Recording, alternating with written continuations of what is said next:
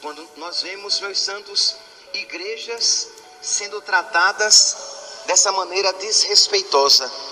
Apenas alguns exemplos para que reavive, até mesmo para que a nossa Eucaristia hoje seja em reparação, pedindo a Deus que tenha misericórdia.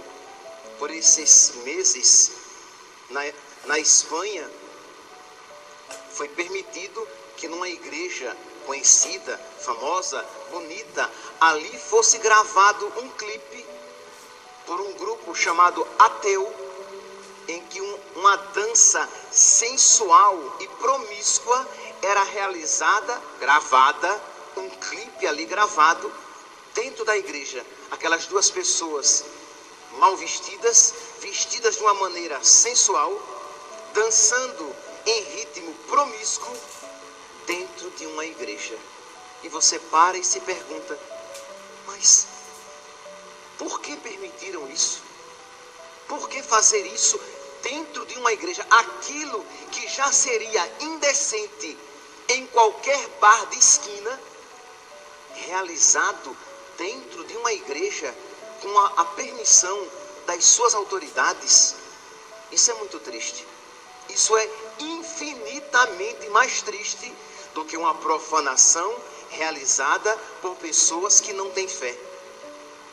Há alguns meses também, neste período de tempo, nós víamos pelas redes sociais, uma igreja no Rio de Janeiro que aceitou que um ato de invocação a demônios, a entidades pagãs, fosse realizado dentro de uma igreja. Isso divulgado e transmitido.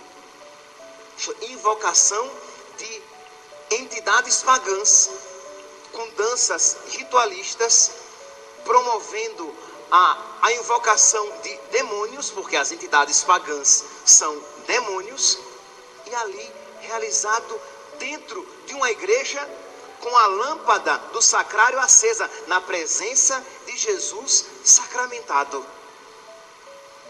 E você pergunta: mas por que isso?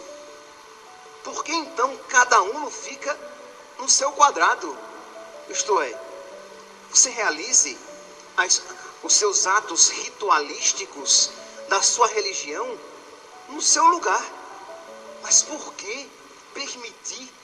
Entende? Por que que nós permitimos que isso se realize em nossas igrejas, profanando as nossas igrejas, profanando as nossas liturgias, ritos de candomblé dentro da igreja, durante a liturgia católica? E nós nos perguntamos: mas isso agrada a Deus? Um rito de candomblé realizado durante uma liturgia católica, isso agrada a Nossa Senhora? Não posso acreditar que isso agrade Nossa Senhora. É óbvio que isso não agrada a Deus, não agrada a nossa mãe, a Virgem Maria. E isso, meus santos, tem sido realizado e promovido. Então, pedir perdão a Deus por essas profanações realizadas e promovidas por aqueles que deveriam salvaguardar a santidade do templo e a dignidade da liturgia. Mas, meus santos, tirando este aspecto gravíssimo, nós também precisamos lançar o nosso olhar para o templo de Deus, que somos nós. Isto é, quando nós pecamos, quando nós compactuamos com o pecado, nós também profanamos o templo de Deus, que somos nós. Porque seria muito fácil apontar o dedo para estas profanações que acontecem. Seria muito fácil isso fazer, mas não tomar uma postura igualmente zelosa pelo templo de Deus que somos nós. Isto é, também entristecemos a Deus quando nós, que a Deus fomos dedicados, que a Deus fomos oferecidos no dia do nosso batismo, quando nós voluntariamente Não obstante a advertência de Deus na nossa consciência, nós nos entregamos àquilo que desagrada a Deus. E não pense aqui necessariamente a coisas terríveis, mas aquelas realidades que você sabe que entristecem a Deus. É aquela roupa inadequada que você insiste em vestir, com a qual você profana o santuário de Deus que é você. São aquelas músicas de letras inadequadas, de letras que cantam o pecado e que você insiste em escutar enquanto dirige. Estou só passando o tempo. Eu espero que você não morra enquanto estiver passando o tempo. Mas é só enquanto eu dirijo. Quer dizer então que enquanto você dirige, você não é de Deus? Quer dizer então que enquanto você dirige, você pode ofender a Deus? Quer dizer então que enquanto você dirige, que há um momento na sua vida em que você pode se esquecer de Deus e agradar aos demônios? Acho que não. Então você é templo de Deus, você é santuário de Deus, e você profana este santuário que é de Deus quando você torna-o membro de uma prostituta. Quando você peca, e seja pecado mortal ou pecado venial, quando você peca, você torna os seus membros templo de uma prostituta, membros de uma prostituta. E principalmente, meus santos, não apenas quando você comete um pecado de uma maneira inadvertida, isto é, quando você se vê, você já cometeu aquele pecado, isso já é triste. Mas eu falo principalmente daquelas realidades que Deus tem falado ao seu coração e você, obstinadamente, você não solta, você não nega. Aquelas séries que você insiste em acompanhar, em assistir, e você sabe que são um alimento venenoso para a sua alma. Mas você assiste e você insiste em manter a assinatura daquele canal, daquela TV por assinatura, que no mais das vezes, 90% só faz você perder tempo e desagradar nosso Senhor, ofender nosso Senhor. Padre, mas quer dizer então que eu preciso renunciar àquele canal, aquela TV por assinatura? Meu santo, grande sacrifício, né? Grande sacrifício. Imagina os cristãos de antigamente que renunciavam à vida. Você só vai renunciar uma saia mais curta, uma roupa mais decotada, uma TV por assinatura, e a sua vida continua. E para você isso é pesado? Não, meu santinho. É porque o seu coração é raso. Isto é, há pouco amor no seu coração, e não por culpa de Deus, por culpa sua. Então pedir a nosso Senhor esta graça de que eu não quero entristecer a Deus profanando o santuário de Deus. Eu não quero acolher mal Deus no meu coração, porque nós não é claro, é óbvio que quando você, por exemplo, recebe a Sagrada Eucaristia em pecado mortal, é a profanação por excelência. É claro, é óbvio que você não deve receber Jesus na Eucaristia se você não estiver em estado de graça. Mas é verdade também que você acolhe Jesus com certa indiferença quando, não obstante, não esteja em pecado mortal.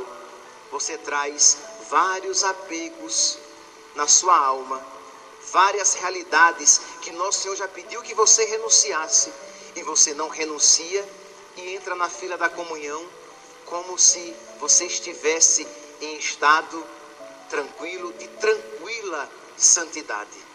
Então, meus irmãos, hoje nós somos chamados não apenas a reparar as ofensas feitas a Deus nas profanações dos templos de Deus, mas somos chamados também a pedir perdão a Deus pelas ofensas que nós lhe fizemos quando o acolhemos na nossa alma, pelas vezes que nós comungamos com certa indiferença, pelas vezes que nós comungamos e não fazemos ação de graça, pelas vezes que nós comungamos e até mesmo atrapalhamos as pessoas, quer dizer, não fazemos ação de graça e atrapalhamos as outras pessoas que querem fazer.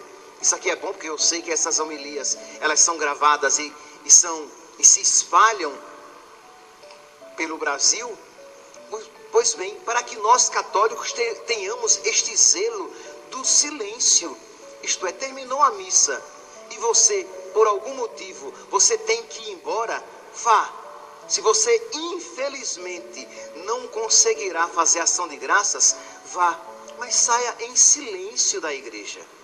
Não saia batendo os pés, nem já conversando com a pessoa do lado. Por quê? Porque se você não vai rezar, se você não quer rezar, ou se você não poderá rezar, outras pessoas querem e vão rezar. Então, silêncio, para que eu não atrapalhe a oração do meu irmão, porque o lugar em que eu estou é santo e aquele meu irmão é templo do Espírito Santo. Percebe, meus santos, o quanto se nós quisermos viver bem, por exemplo, esta realidade do lugar santo e do santuário de Deus que eu sou, o quanto isso promove a nossa santidade. Eu entro na igreja com aquela reverência, porque eu estou entrando na casa do Rei. Eu me ajoelho diante do Santíssimo Sacramento, porque eu estou me ajoelhando diante do meu Rei, do Rei dos Reis. Eu vou me sentar no meu banco, e eu cheguei um pouquinho antes de começar a Santa Missa, e eu vou conversar, eu vou rezar, eu vou dialogar com o meu Rei, com o meu Senhor, com o meu Deus, que é verdade, que está no sacrário e que está dentro de mim. Então percebe que são essas duas realidades com as quais nós católicos convivemos. Um protestante, por exemplo, ele crê que Deus está nele. É verdade. Mas o católico, ele crê que Deus está nele e crê que Deus está fora dele. Está no sacrário. Está ali, fisicamente presente. Então, é toda essa realidade que deve nos levar à oração e que deve fomentar a nossa santidade. Você volta novamente os olhos para você. Você vai escutar uma música e você pergunta: Deus está aqui comigo, Deus é meu hóspede, eu vou entristecê-lo ao ouvir esta música? Você vai comprar uma roupa e você vai vestir o templo de Deus e você se pergunta: esta roupa manifestará a santidade do santo que eu carrego em mim? Entende? São realidades que, se nós vivermos profundamente, nos santificam.